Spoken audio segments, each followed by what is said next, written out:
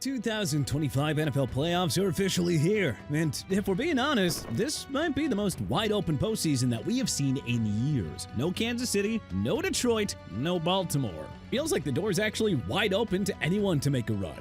And that means it's time for some bold predictions. So let's dive right into it with 10 big, bold predictions for the 2025/2026 NFL playoffs.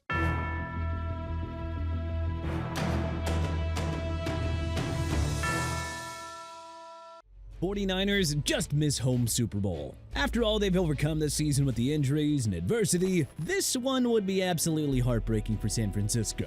But then again, that's sort of this version of the Niners' specialty. Here's the deal.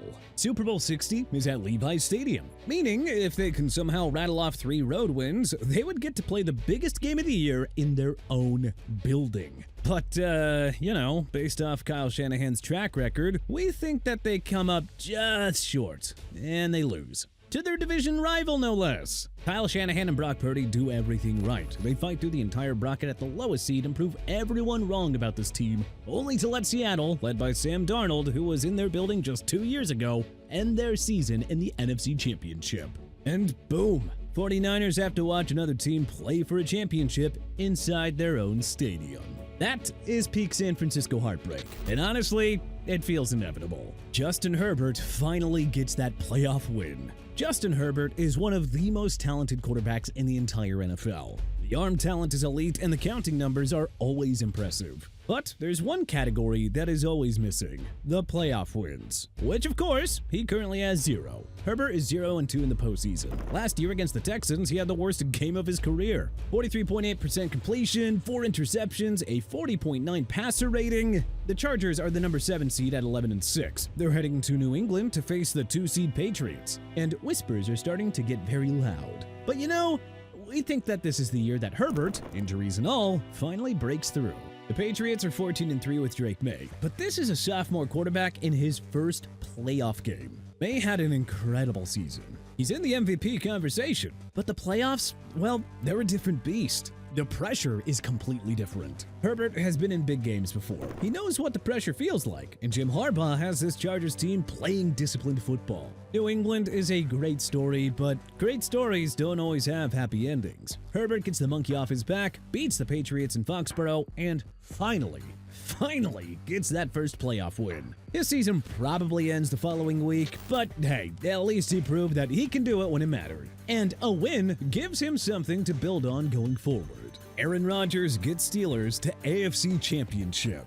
The Steelers just won the AFC North in the most dramatic way possible, in a winner-take-all Week 18 matchup against their division rival, the Ravens. With 55 seconds left, Aaron Rodgers, 42 years old, on his 3rd team in 3 years, throws a 26-yard touchdown to Calvin Austin III. Never mind the drama that ensued with Boswell missing the extra point, then Baltimore shanking a field goal.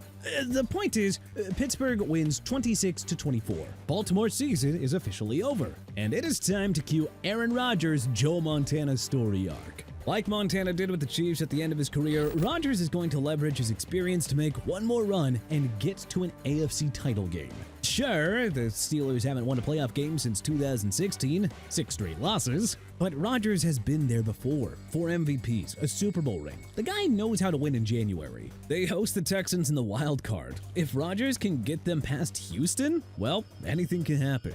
And we're betting on the future Hall of Famer over the young guys who haven't been there quite yet. Aaron Rodgers gets Pittsburgh to the AFC Championship. Book it. Texans defense melts down against Pittsburgh. Everyone is hyping up Houston's defense heading into the playoffs. And honestly, yeah, they should be. The Texans have the best defense in the NFL. They allow just over 17 points and 277.2 yards per game this season, both of which are franchise records. When you look down the lineup, it's no wonder why. They've got Will Anderson Jr., Danielle Hunter, and Derek Stingley forming one of the most fearsome units in football that led them to 9 straight wins to close out the season. To say that they're rolling into the playoffs as the hottest team in the AFC is not hyperbole. But now everyone, and I mean everyone, thinks that they're going to destroy Aaron Rodgers in the wild card. Yes, the former MVP is over 40, and there is reason to believe that the Steelers' offensive line will struggle to protect him. So yeah, I guess it isn't that much of a surprise that people are picking the Texans to feast on Pittsburgh. But we're here to tell you that they have it wrong. Here's what actually happens. The Steelers dink and dunk all game long. Rodgers has seen every defense in the book. He's been doing this for 21 years. He knows exactly how to pick apart an aggressive defense that is selling out to get pressure. Quick throws, check downs, let the receivers do the work after the catch, keep the chains moving, control the clock. By the time Houston figures out what's happening, Pittsburgh has 30 points on the board, and the Texans defense that everyone was hyping all week looks completely lost. Final score? Something like 34-17, maybe even worse. Houston's defense doesn't kill Rodgers. The wily vet manages to expose Houston's defense and ink Pittsburgh's ticket to the next round. Sam Darnold wins Super Bowl MVP. Watch out, here's a scorcher for y'all. Sam Darnold, the guy that the Jets gave up on, the guy who bounced around from Carolina to San Francisco to Minnesota, is now the starting quarterback for the #1 seed in the NFC. And you know, we don't think he stops there. The Seahawks are 14-3. They have a first-round bye. Darnold put up 4,048 passing yards with 25 touchdowns this season. Good enough for back-to-back Pro Bowl selections with 2 different teams, I might add. Let that sink in. Sam Darnold is legit, and he is about to prove it in a way that will make him undeniable. Seattle is rock solid from top to bottom, and they have the best path to the Super Bowl of any team out there. And it is Sam's time to capitalize on that. Don't be shocked if he leads Seattle to its first Lombardi Trophy since 2014 and takes home MVP honors in the process. If Darnold wins Super Bowl MVP, it might be the greatest redemption story in NFL history. And to think, it was all made possible because the Vikings, who went 14-3 with Darnold last year, decided that they wanted to roll with J.J. McCarthy. Yikes. Packers upset Bears in divisional round. This one's gonna hurt Chicago fans, but hear us out. The Bears are the 2 seed. Ben Johnson came in and transformed this franchise from the bottom of the NFC North to division champions. Caleb Williams broke the franchise passing record with 3,942 yards and 27 touchdowns. They had 6 comeback wins, the most in the NFL and the most in Bears history. It's the perfect story, right? Any real Bears fans knows that it's a little too perfect. Packers are the 7th seed at 9-7-1. Nobody's given them a chance, but Jordan Love has playoff experience, and that really matters more than seeding come January. Here's the thing about the Bears. They haven't won a playoff game since 2010. 15 years. Caleb Williams is a sophomore making his first playoff start. We all know Chicago has a habit of finding ways to break their fans' hearts. And this just feels like the next iteration of that story. The lowly injured 2025 Packers rally to ruin the Ben Johnson savior story. Sorry, Bears fans. Eagles fans boo team off field after wild card exit. Man, Philadelphia fans sure are passionate. We'll put it that way. The Eagles won Super Bowl 59. They beat the Chiefs 40-22. Jalen Hurts won MVP. The defense had 6 sacks and forced 3 turnovers against Patrick Mahomes, but just like the last time they made a Super Bowl run, their follow-up campaign has been, well, up and down. Something has just felt off all year long. Despite them holding the 3 seed at 11-6 and hosting the 49ers in the wild card. San Francisco is the 6th seed, but this is still Kyle Shanahan and Brock Purdy. This is a team that was 1 game away from being the 1 seed. They lost to Seattle 13-3 in Week 18 and fell all the way to the bottom of the bracket. And yet, everyone has still been doubting them all year long because of the injuries that they suffered early on. It's no wonder that the 49ers have a chip on their shoulder the size of California itself. They've been in big games before, and people are acting like they're the new kids on the block. But here's our prediction. San Francisco goes into Philly, punches the defending champs in the mouth, and wins. And when the final whistle blows, Eagles fans boo their own team off the field. It wouldn't be the first time, and it definitely won't be the last. Panthers suffer one of the worst playoff losses ever. Against all odds, the Carolina Panthers have won the NFC South at 8-9.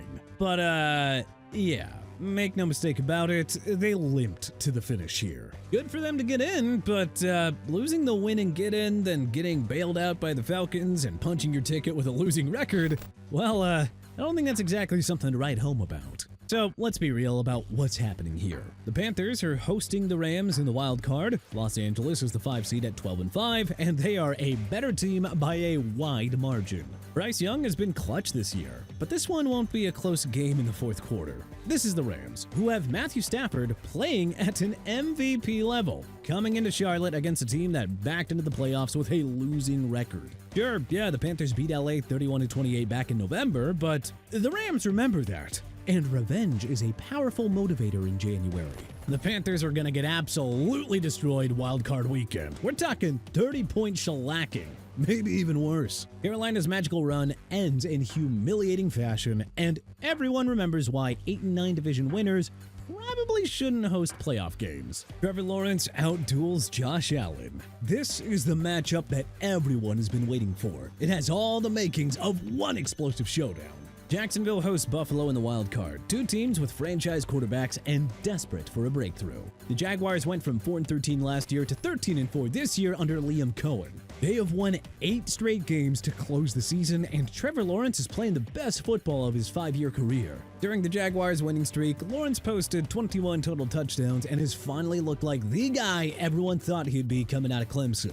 Yet, all the action seems to be on Buffalo because, well, they have Josh Allen. And it's almost like people forget that Josh Allen has never won a road playoff game, and it's not for lack of trying. But he is 0-4, which is not exactly a small sample size. And when you really zoom out, the picture isn't really that much better because the Bills as a franchise haven't won one since 1992. That's over 30 years. With how the Jaguars are playing ball, I think we're gonna have to back Lawrence and his squad at home over Allen and the Bills on the road. And the icing on top, Lawrence outduels Josh Allen in the process, and the narrative around him changes forever. Bo Nix leads Broncos to Super Bowl. This kid is special. Bo Nix is in his second season, and the Denver Broncos are 14-3 with the #1 seed in the AFC. He has got 8 fourth-quarter comebacks in just 2 years, and he keeps proving week in and week out that he's the guy in the Mile High City. Nix has proven that he can handle pressure. Plus, he's got a lot going in his favor.